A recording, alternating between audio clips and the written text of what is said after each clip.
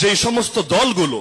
আমাদের সামনে এখন এই যুগে এসে পর্যন্ত ঘোষণা দেয় প্রকাশ্যে রবের সার্বভৌমত্ব তারা বিশ্বাস করে না, এমনকি তাদের মহাসচিবের ঘোষণা অনুসারে শরিয়া আইনে পর্যন্ত বিশ্বাস করে না, যারা ইসলামী জাতীয়তার কথা পর্যন্ত বলতে পারে না, সুদমুক্ত অর্থনীতির কথা পর্যন্ত বলতে পারে না, এমনকি এতদিন পরও এসেও চাঁদাবাজি করতে করতে টেম্পো স্ট্যান্ড দখল করতে করতেও যাদের 17 বছরের ক্ষুধা পর্যন্ত মেটে না, আরে খুনের মধ্যে ডাবল সেঞ্চুরি করার পরও যারা নিজেদের চাহিদা এখনো পর্যন্ত মেটাতে পারে না, আরে যাদের বর্তমান ভারপ্রাপ্ত চেয়ারম্যান পর্যন্ত দাবি করেন দেশে আসাটা তার একক নিয়ন্ত্রণাধীন না, ওই সমস্ত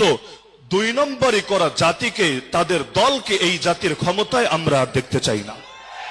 শাহজালালের উত্তরসূরিরা যখন জেগেছে, এবার ইনশাআল্লাহ আগামীর বাংলাদেশকে তাওহীদের রঙে সাজাতে হবেই হবে। যাদেরকে ইমাম মেনে নামাজ পড়ি তাদের ইমামতিতে আগামীর বাংলাদেশ চলবে।